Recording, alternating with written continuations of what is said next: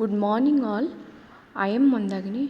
Now I am going to present on a psychological topic, that is comparison between classical conditioning and operant conditioning theory. These are the contents. The contents include introduction, classical conditioning theory, operant conditioning theory, comparison between classical conditioning theory and operant conditioning theory, conclusion and reference. First of all, what is conditioning? Conditioning is the process of training or accustoming a person or animal to behave in a certain way or to accept certain circumstances. Classical conditioning theory. The classical conditioning theory was first studied in late 19th century by Russian physiologist Ivan Pavlov. Ivan Pavlov also worked on the medical act, that is the digestive system. The classical conditioning theory says that behavior are learned by conditioning a neutral stimulus with a positive one, such as when Pavlov's dog heard a bell, that is neutral stimulus, and expected food is the positive stimulus. This is the experiment on classical conditioning theory. On classical conditioning theory was provided by Pavlov. Pavlov was experimenting with dogs ringing a bell whenever they were fed. Over time, the dog learns to associate a neutral stimulus, bell ringing, with positive one, that is the food. In this experiment, before conditioning, the unconditional stimulus, that is the food provided to the dog reacts or respond. The unconditional response are showing, that is the dog started to salivate. And also the neutral stimulus, that is the bell, was provided to the dog, but there is no response of the dog. During conditioning, the unconditional stimulus with the neutral stimulus are provided to the dog, and the dog started to salivating and repeated this process again and again. At that moment, the dog started to conditioning the situation or adapt to the situation. Whenever the unconditional stimulus, that is the food, are not provided, only the neutral stimulus, that is the bell, is provided, the dog also started to salivate. The dog conditioned to the situation. Pavlov also noticed that his dogs would often begin to salivate whenever they heard the footstep of his assistant bringing them the food. This is called conditioned response. Pavlov's experiment and its association between positive and neutral stimuli become the foundational classical theory of conditioning. Unconditional response. A normal process like salivating when you smell food is an unconditional response. Conditional stimulus. This is when a formally neutral stimulus like the bell in Pavlov's experiment mimics an unconditioned response. It's when the dogs begin to associate the bell with food and salivates. What is conditioned response? The learned behavior such as relating the bell to food is called conditioned response. There are many examples in classical conditioning, like in our day-to-day life. For example, whenever a friend calls, that is unconditional stimulus, he makes a person feel good, that is unconditional response. The person associated the special ringtone, that is conditional stimulus, for this friend. With the friends calling, hearing the ringtone from anyone makes this person feel good, that is conditional response. Then the operant conditioning theory. The operant conditioning theory was based on the work of B.F. Skinner. Operant conditioning is a form of learning in which the motivation for behavior happens after the behavior is demonstrated. An animal or human receives a consequence after performing a specific behavior. The consequence is either reinforcement or punisher. Uh, this is the experiment on operant conditioning. Here is the Skinner box. Inside the Skinner box, the rate was left. Here one speaker, signal lights, lever, pallet dispenser, food dispenser tube, food cup, electric grid, to shock generator, all are available. In this experiment, when the lab rats press the lever, when a green light is on, they receive a food pallet as a reward.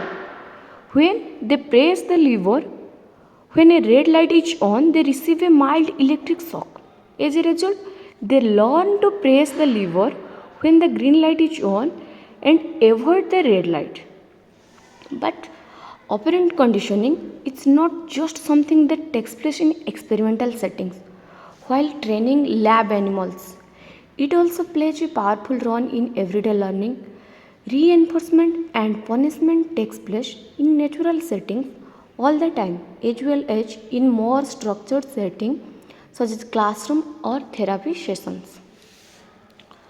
Here are the some components in operant conditioning, that is the reinforcement and punishment. The reinforcement uh, may be positive or negative reinforcement. The reinforcement always increases the frequency of desirable behavior. In positive reinforcement, the positive reinforcers are favorable events or outcomes that are presented after the behavior. In positive reinforcement situations, a response or behavior is strengthened by the addition of praise or direct reward.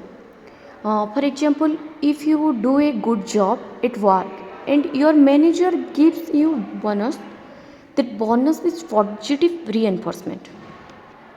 In negative reinforcement, the negative reinforcers involve the removal of unfavorable events or outcomes after the display of behavior. In this situation, a response is strengthened by the removal of something considered unpleasant. For example, if your child starts to scream in the middle of the restaurant but stops once you hand them a treat, your reaction lead to removal of unpleasant condition, negatively reinforcing your behavior, not your child's. Punishment always decreases the frequency of undesirable behavior. Here is the schedules for reinforcement.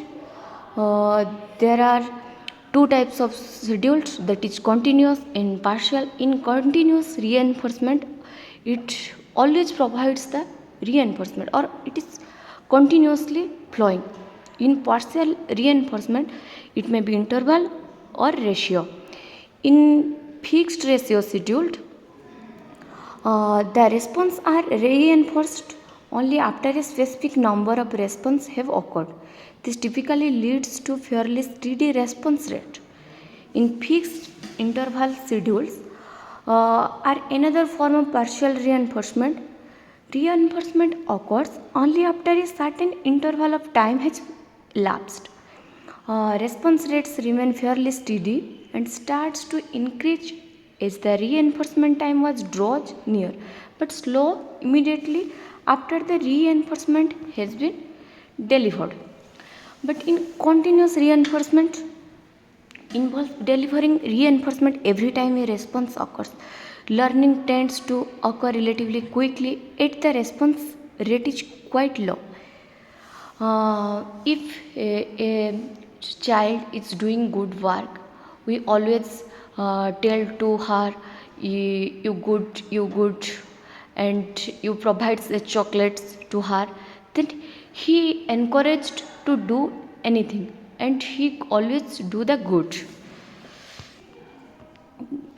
In variable ratio schedule, there are also type of partial reinforcement that involve reinforcing behavior after a varied number of responses. This lead to both high response rate and slow. In interval schedules, the interval schedules are the final form of partial reinforcement. This schedule involves delivering reinforcement after a variable amount of time has elapsed. Example of operant conditioning, we can find the in conditioning at work all around us.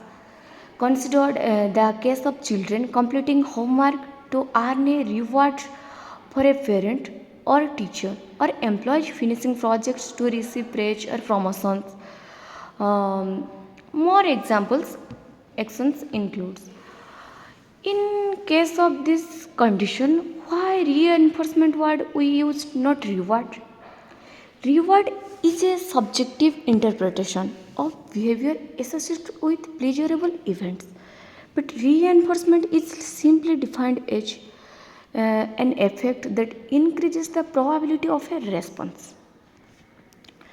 That is the comparison between classical conditioning and operant conditioning theory. The nature of responses are involuntary reflex in classical conditioning, but in operant conditioning theory, it is spontaneous and voluntary. Reinforcement occurs before responses in classical conditioning. Conditioned stimulus paired with unconditional stimulus, but in operant conditioning theory, the responses is followed by reinforcing stimulus or event. Role of learner in classical conditioning is passive. Response is elicited by unconditional stimulus. But in operant conditioning, it is active. The response is emitted. Nature of learning. The in classical conditioning, the natural stimulus become a conditional stimulus through association with a unconditional stimulus. But in operant conditioning, probably of making a response is altered by consequence that. Now the conclusion, in classical conditioning, the stimulus comes before the behavior to develop a relationship between the two. But in operant conditioning, the behavior comes first and the negative or positive reinforcement comes after. The operant behavior has facilitating the effect on classical training. These are the references. Thank you all.